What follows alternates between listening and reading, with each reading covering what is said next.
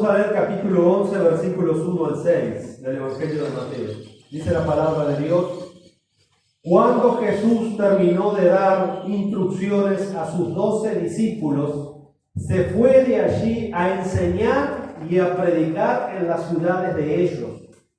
Al oír Juan, este Juan es Juan el Bautista, le digo por las dudas, no es Juan el discípulo, es Juan el Bautista. Al oír Juan en la cárcel los hechos de Cristo, le envió 2 de sus discípulos para preguntarle: ¿eres tú aquel que había de venir o esperamos a otro? Respondiendo Jesús, miren la respuesta de Jesús a Juan, no le dijo sí ni no. Mire la respuesta de Jesús: id y hacer saber a Juan las cosas que oís y que veis. ¿Qué eran esas cosas? Que se oían, que se veían, que tenían que contarle a Juan sus discípulos. Versículo 5. Los ciegos ven, los cojos andan, los leprosos son limpiados, los sordos oyen, los muertos son resucitados, y a los pobres es anunciado el Evangelio. Versículo 6. Y bienaventurado es el que no halle tropiezo en mí. Cuando se va a hablar de las bienaventuranzas, por lo general lo que hacemos es ir a Mateo capítulo 5, donde están las famosas 9 bienaventuranzas en Mateo capítulo 5 del Señor Jesucristo. Son las bienaventuranzas más comunes, más conocidas, más predicadas. Pero sin embargo acá tenemos una bienaventuranza de Jesús que es muy poco conocida, que es muy poco predicada. En el versículo 6 que terminamos de leer hay una bienaventuranza de Jesús, pero esta bienaventuranza no es muy conocida. Y esta bienaventuranza es una moneda que tiene 2 caras. Es una bienaventuranza que es condicionada, porque puede ser una bienaventuranza o automáticamente puede ser causa de tropiezo. ¿Por qué Jesús le dice esto a Juan el Bautista? ¿Por qué le manda a decir esto Juan el Bautista? Y es lo que vamos a meditar, en lo que Jesús dice allí en el versículo 6, que le manda a decir a Juan el Bautista: y bienaventurado es el que no halle tropiezo en mí, el que no halle tropiezo en Jesús, el que no se ofenda con lo que Jesús estaba haciendo, con lo que Jesús estaba enseñando, porque dice que Jesús salió a predicar y a enseñar. Pero sabemos que la enseñanza de Jesús no le gustó a todas las personas, ¿verdad? ¿Qué pasó con Jesús? Lo rechazó su pueblo. Lo trataron de un falso Mesías, lo trataron de un impostor, lo trataron de un mentiroso, lo trataron de endemoniado, lo trataron de hijo de una adúltera. Y Jesús acá está dando una bienaventuranza, pero es una bienaventuranza que tiene 2 caras. ¿Sí? Bienaventurado es el que no halle tropiezo en mí, pero el que halle tropiezo en Jesús, ahí cambia la cosa. Bueno, la pregunta de Juan el Bautista, ahí en los versículos 2 y 3, dice que al oír Juan en la cárcel, Juan el Bautista ya había sido apresado por Herodes Antipas. Ese Herodes Antipas era hijo de Herodes el Grande. Herodes el Grande fue el que mandó a matar a los niños en Belén, ¿se acuerdan? Bueno, él muere y después la dinastía de Herodes el Grande se reparten el liderazgo, el reino, y bueno, y este Herodes Antipas era un hombre corrupto, por supuesto, que se había casado con la mujer de su hermano Felipe, con Herodías, una mujer muy perversa y despiadada también. Y Juan el Bautista, como no tenía pelos en la lengua, los denunciaba públicamente que no le era lícito tener a la mujer de su hermano por mujer. Entonces Herodías, incitando a Herodes, lo manda a poner preso a Juan el Bautista. Y recuerden que después tenía una hija, Herodías, Salomé, donde hace una demostración de danza, de baile, y donde Herodes con algunos tragos queda impactado por esta muchacha, y la madre aprovecha la fascinación de Herodes hacia su hija, y entonces le dice que le pida la cabeza de Juan el Bautista en un plato, y así, bueno, de una manera cruel, despiadada y desdichada, Juan el Bautista es decapitado por orden de Herodes Antipas. Así que acá lo tenemos a Juan el Bautista que está preso. Y le manda a preguntar entonces Juan el Bautista si realmente Cristo es el Mesías o tenían que esperar a otro. Vemos entonces la confusión que tenía Juan el Bautista allí en la cárcel. Es increíble porque Juan el Bautista, hermano, fue el que dijo cuando vio venir a Jesús: ahí viene el Cordero de Dios que quita el pecado del mundo. Juan 1:29. Esa expresión es de Juan el Bautista. Juan el Bautista, ahí en Lucas capítulo 3, estaba bautizando al Señor Jesucristo, no tenía dudas de que era realmente el ungido de Dios, y dice que de repente el Espíritu Santo se manifestó como una paloma y descendía hacia la presencia del Señor Jesucristo en el Jordán mientras estaba bautizando. Y no solo esa manifestación gloriosa del Espíritu descendiendo sobre Cristo, sino que dice que se escucha una voz audible del cielo: este es mi Hijo amado, en quien me he complacido, o en quien tengo complacencia. Se escucha la voz del Padre. Eso Juan el Bautista lo vio, lo escuchó. Él mismo testificó que Cristo era el Mesías, pero ahora vemos que la idea de Juan el Bautista no cuadraba. La idea que tenían los judíos del Mesías no cuadraba, y empieza a dudar. Por eso él manda a preguntar: ¿eres tú aquel que había de venir o tenemos que esperar a otro? ¿A quién más? Sin duda, hermano, que Juan estaba recordando lo que él mismo había dicho y había profetizado del Señor Jesucristo. Por ejemplo, en Mateo capítulo 3, versículo 10, Juan el Bautista, le digo todo esto para dar el contexto de lo que Jesús dice ahí en el versículo 6, que nosotros leímos. Juan el Bautista había profetizado de Jesús en Mateo capítulo 3, versículo 10, dice: y ya también el hacha está puesta a la raíz de los árboles. Por tanto, todo árbol que no da buen fruto es cortado y echado en el fuego. Y esta frase de Juan el Bautista, en el contexto, ¿de qué árbol está hablando? Es una metáfora que está usando Juan el Bautista para referirse a qué árbol. La higuera. ¿Cuál era la higuera? La nación de Israel que no había dado los frutos que Dios había estado buscando. ¿Se acuerdan cuando el Señor Jesucristo maldice la higuera se seca? Porque la higuera representaba el sistema religioso de Israel que no había dado los frutos que Dios esperaba. Era una higuera que estaba pronto a ser quemada, es decir, al gran juicio de Dios contra Israel. Entonces dice: ya también el hacha está puesta a la raíz de los árboles. Por tanto, todo árbol que no da buen fruto es cortado y echado en el fuego. Versículo 12. Su aventador está en su mano y limpiará su era y recogerá su trigo. Los verdaderos judíos que iban a ser salvos, recogerá su trigo en el granero y quemará la paja en fuego que nunca se apagará. Es decir, la venida del Mesías tenía dos motivos: salvar, pero también juzgar a la nación de Israel, la que se había conducido en aquel antiguo pacto que Dios había hecho con esta nación. Y ellos habían cansado de violar ese pacto. Y se van a cumplir las maldiciones dadas por Moisés en Deuteronomio 28. Clarito: si no hacen todo lo que está escrito en este pacto, sepa que en los postreros tiempos les va a venir un juicio terrible. Bueno, Israel fue juzgado terriblemente en el año 70, es quemada, es prendida a fuego, el templo quedó despedazado y Israel dejó de existir como tal. Así tenía que terminar el viejo pacto, con un juicio, porque ellos se aburrieron de violar la ley de Moisés, de pisotear la ley de Moisés.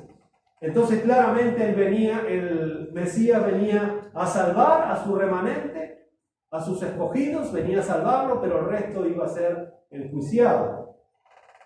Entonces a estas alturas Juan se estaba preguntando qué está pasando con este Mesías, porque ya han pasado como 2 o 3 años y este hombre no ha derrocado al Imperio Romano, porque Juan el Bautista tenía sus dudas. Por eso manda a preguntar si era él realmente o esperaban a otro, porque Juan el Bautista no había entendido aún todavía el sistema en el cual este Mesías venía, porque la idea de Juan el Bautista era como todos los judíos: cuando venga el Mesías, él va a venir como un caudillo, va a venir como un libertador político, va a deshacer al Imperio Romano, nos va a libertar del yugo de los romanos, vamos a ser libres, vamos a ser otra vez una nación libre, una nación soberana. Pero el tiempo pasa y ve que este Mesías no cumple esas expectativas. Por eso él está preguntándose: ¿y qué hacemos entonces? ¿Hay que esperar a otro? Porque, claro, él estaba preso, Herodes Antipas seguía haciendo la suya, el resto seguía haciendo la suya. Por eso Jesús le dice ahí en el versículo que nosotros leímos 5: los ciegos ven, Vayan, díganle a Juan lo que están viendo, lo que están oyendo. Los ciegos ven, los cojos andan, los leprosos son limpiados. ¿Por qué Jesús le dice eso a Juan el Bautista? ¿Por qué le manda a decir eso? Porque en otra palabra le está diciendo a Juan, ¿qué fue lo que profetizaron los profetas acerca del Mesías en el Antiguo Testamento? ¿Qué fue lo que dijeron? ¿Dónde los profetas del Antiguo Testamento dijeron que el Mesías venía con un poderío político a libertar a Israel de la opresión política? En ningún lado. Eso era una mala interpretación de los judíos. El Mesías de ellos hasta el día de hoy están esperando al Mesías que va a ser un rey. Pero el reino del Mesías venía a libertarlo del peor de los yugos, del peor de la esclavitud, del peor de las condenas, que es el pecado. Jesús les dijo, el que hace pecado, esclavo del pecado es. Y Jesús le manda a decir eso. Y Juan estaba preguntándose, ¿es realmente este hombre el Mesías prometido? Bueno, la respuesta del Señor Jesucristo le va a llevar a Juan a lo que los profetas habían dicho de él. Y Juan conocía la profecía, hermano. Juan conocía, especialmente las profecías como las de Isaías, donde hablaban de lo que el Mesías iba a hacer. Por eso Jesús les dice en el versículo 5, los ciegos ven, los cojos andan, los leprosos son limpiados. Eso vayan, díganle a Juan. ¿Por qué? Porque Jesús le está diciendo en otra palabra, Juan, recordá las Escrituras. Juan, recordá lo que los profetas dijeron de mí. Y acá le está citando de una manera indirecta Isaías capítulo 35 a Juan el Bautista. Juan, lo que dice la Escritura, no lo que dice el pueblo, no lo que dice el populacho, no lo que dice la opinión pública, Juan, lo que dijeron los profetas acerca de mí. Porque todos los judíos esperaban un Mesías político, que le pegara una patada al imperio romano y ellos establecieran otra vez su nación. Entonces dice Isaías 35, 4 y 6, decid a los de corazón apocado, esforzaos, no temáis, he aquí que vuestro Dios viene con retribución, con pago, Dios mismo vendrá y os salvará. Entonces, ¿qué va a pasar? Versículo 5, los ojos de los ciegos serán abiertos. ¿Qué le dijo Jesús en el versículo 5 de Mateo 11? Los ciegos ven, los cojos andan. Juan, la Escritura, Juan. La Escritura, el Evangelio no se interpreta por la cultura, el Evangelio no se interpreta por la opinión de la mayoría, el Evangelio se interpreta por lo que Dios ha revelado en su palabra. Si no, de lo contrario, dudamos y en vez de ser bienaventurados, Cristo viene a ser de tropiezo. Y ese era el peligro para Juan el Bautista y el peligro para cualquiera que duda de la obra y de la palabra del Mesías, hermano. Por eso esa bienaventuranza es como un lazo, porque si yo estoy dudando de Cristo, de su palabra y de su obra redentora, entonces no voy a ser bienaventurado. Cristo me va a hacer roca de tropiezo, de escándalo, de ofensa. Dice entonces, los ojos de los ciegos serán abiertos y los oídos de los sordos se abrirán. Entonces el cojo saltará como un ciervo y cantará la lengua del mudo, porque aguas serán cavadas en el desierto y torrentes en la soledad. Está hablando de la obra que el Mesías estaba haciendo. Y eso lo estaba haciendo justamente ¿quién? El Señor Jesucristo. Cuando Juan le manda a preguntar si era él o tenía que esperar a otro. Así que Juan solamente tenía que ir asimilando los hechos de Cristo, las profecías de Isaías acerca del verdadero Mesías que ya los profetas habían profetizado en el Antiguo Testamento. Y la respuesta de Juan entonces iba a ser muy clara, ya no iba a tener dudas. ¿Quién era Jesús? Si tenía que esperar a otro, no, ya no tenía por qué dudar. Cuando él ordenara entonces, a la luz de lo que está viéndolo porque Jesús le manda a decir a estos discípulos lo que ellos habían visto, que le tenían que contar a Juan.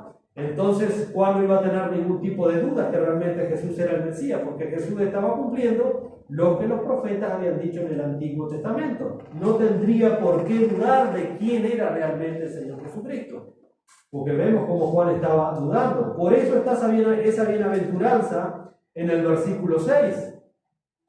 Porque si no, hermanos, si no lo hacía, Cristo iba a ser una roca de tropiezo. Porque si estaba dudando de quién era Cristo, y estaba dudando, aparte de lo que habían profetizado los profetas acerca del Mesías en el Antiguo Testamento, Cristo en vez de ser de bienaventuranza iba a ser de tropiezo. Por eso Juan tenía que ordenar entonces sus pensamientos y realmente no dudar de que Cristo era el Mesías. Bueno, en el pasado, hermano, Dios había sido piedra de tropiezo para el propio Israel, que había sido su pueblo, el pueblo étnico, el pueblo terrenal. ¿Por qué? Bueno, porque ellos no creyeron a la palabra de Dios, ellos no creyeron a los profetas. ¿Qué hizo Israel cada vez que Dios le levantaba profetas? En el mejor de los casos los correteaban, en el peor de los casos los mataban como un perro. ¿Por qué? Bueno, porque se ofendían del mensaje de los profetas. Y en realidad no era el mensaje de los profetas, era el mensaje de Dios a través de los profetas. Y ellos tropezaban en la palabra de Dios, tropezaban en el mensaje que esa gente tenía de parte de Dios. ¿Y qué hacían? Los mataban, los correteaban, hacían cualquier cosa. Miren lo que otra vez volviendo a Isaías, capítulo 8, versículo 14 y 15. Dice, entonces él será por santuario. Está hablando el profeta Isaías acerca de el Señor. Entonces él será por santuario, es decir, el santuario es un lugar de refugio, el santuario es un lugar de protección. Pero, miren lo que dice Isaías, a las dos casas de Israel por piedra para tropezar. ¿De qué dos casas de Israel está hablando? Bueno, es una expresión para referirse al reino del norte y al reino del sur. Recuerden que cuando el rey Salomón se murió en el año 930, Israel se divide. Queda el reino del norte con las 10 tribus de Israel y queda Jerusalén y Judá en el reino del sur. Esas son las dos casas de Israel. Pero miren lo que está diciendo acá Isaías.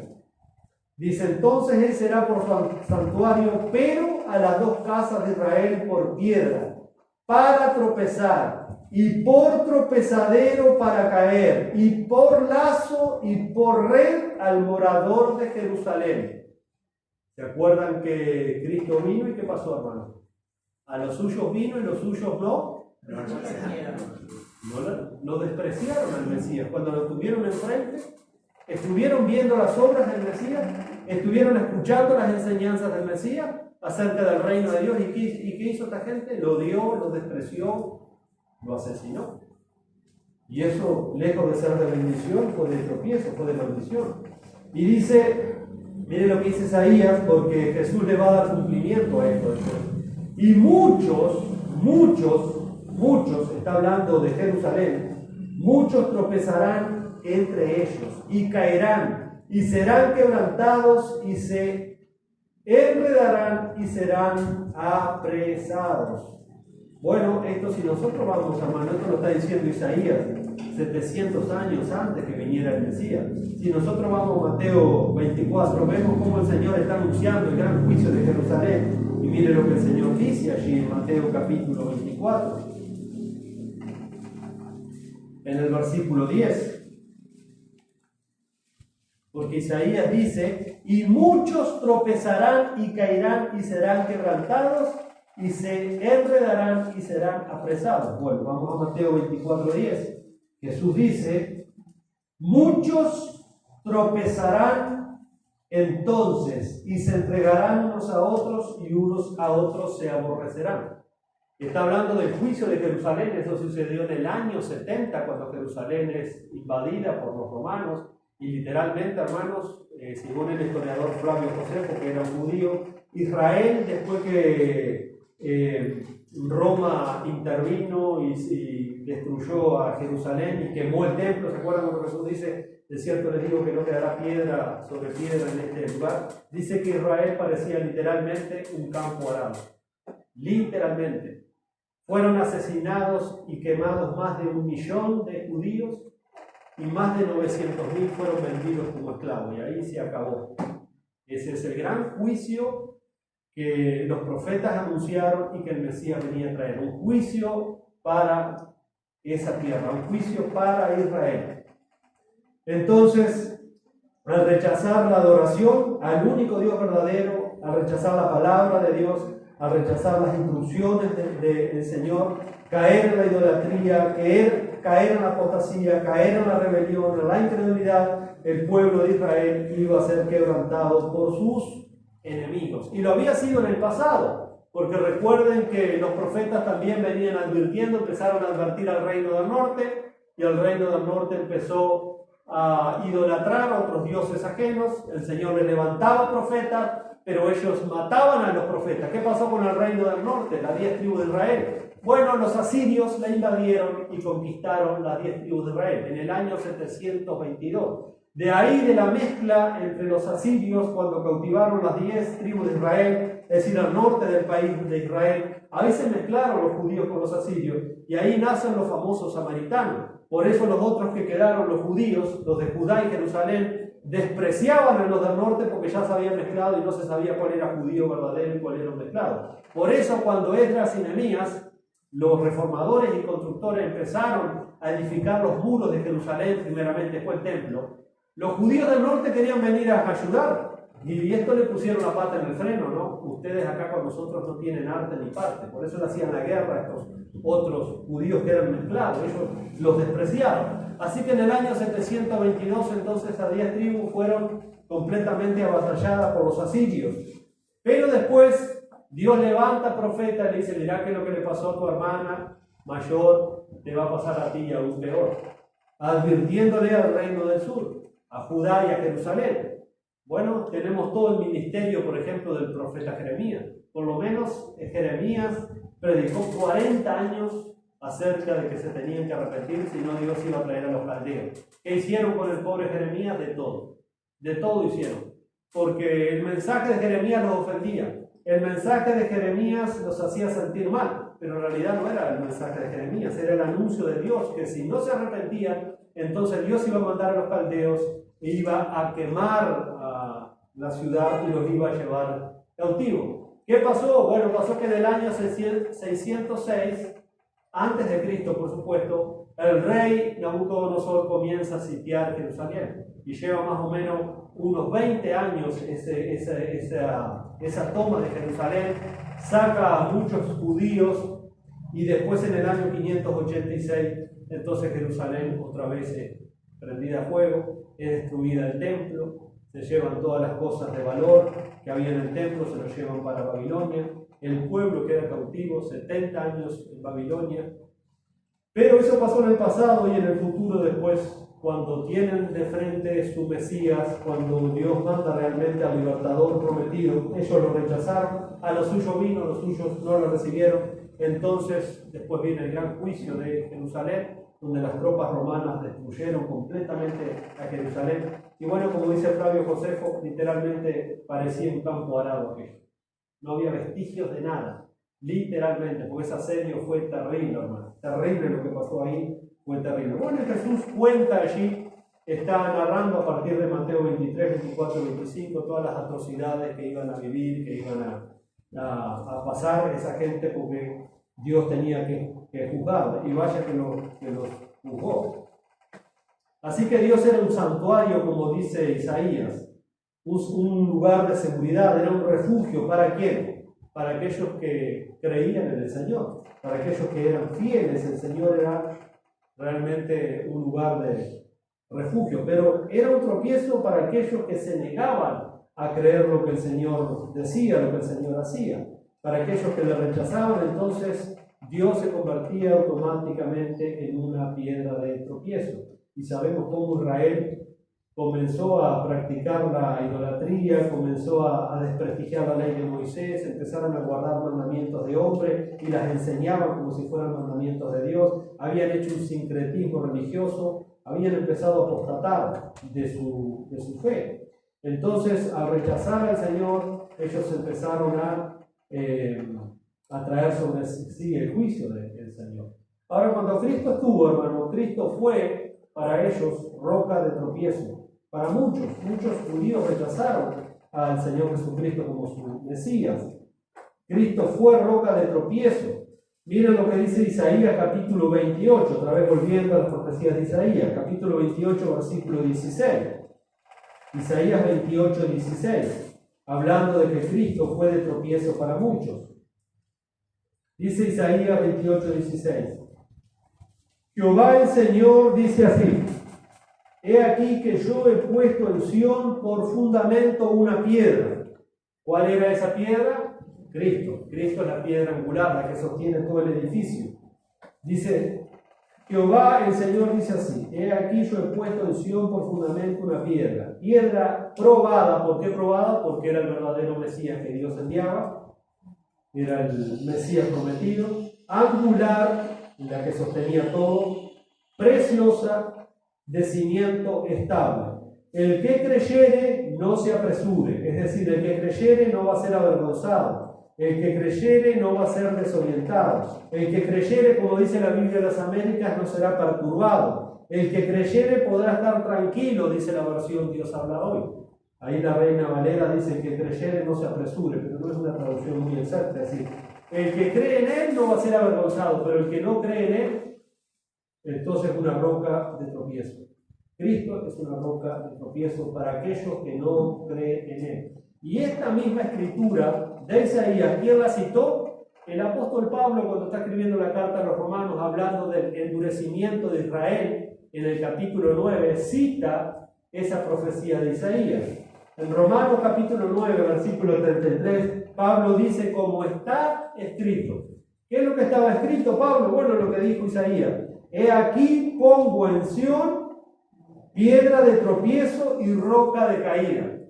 Sí, hermano, Cristo es una bendición, Cristo es precioso, pero para los que creen. Pero para los que no creen, para aquellos que se ofenden con el Evangelio. Usted sabe la gente que se ha ido ofendida de acá, pero no porque uno le ha insultado ni le haya dicho, se han ofendido por el mensaje. Y están ofendidos. Y Cristo pasó a ser una piedra de tropiezo.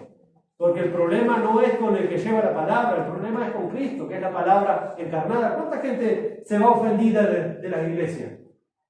Porque la palabra confronta, hermano. Y la palabra es una espada de doble filo.